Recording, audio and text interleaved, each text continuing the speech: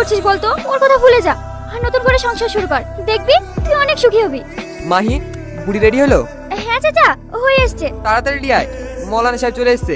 আপনি চলেন চাচা, আমি সাথীকে নিয়ে আসছি। চল সাথী।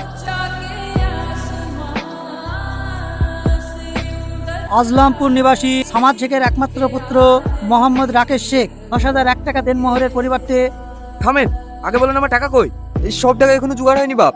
তুমি আমায় কটা দিন সময় দাও, আমি দিয়ে দেবো। অবলে তো হবে না, আমি আগে বলিস বিরাগে সব টাকা লাগবে, তাড়াতাড়ি বাকি 5 লাখ টাকা দেন। আমি তোমায় কথা দিছি, বিয়ের 5 দিনের মধ্যে তুমি সব টাকা দিয়ে দেবো। আমি কোনো কথা শুনবো না, আমার টাকা এখনই লাগবে। আমি তোমার কাছে হাত জোর করছি বাপ, তুমি বিটা আটকায়ও না। দাঁড়ান মামা।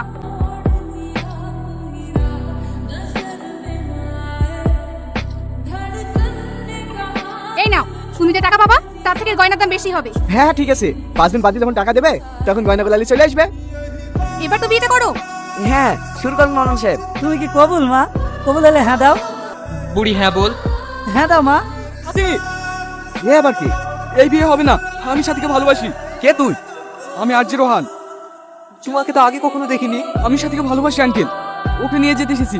তুই ওকে চিনিস বুড়ি? তোর 10 লাখ টাকা মনে হয় এবার গেল।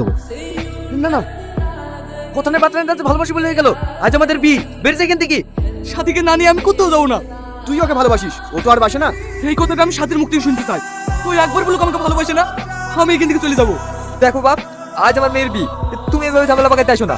আপনি একটু বোঝার চেষ্টা করেন আঙ্কেল, সাথীও আমাকে ভালোবাসে। বলো না সাথী। এইভাবে হবে না, চল হাট বেড়া এখান থেকে। তুমি একবার বলো সাথী, তুমি আমাকে ভালোবাসো। দাঁড়িয়ে দাঁড়িয়ে কি দেখছি? আপনি কাজ চালান মৌলানা সাহেব।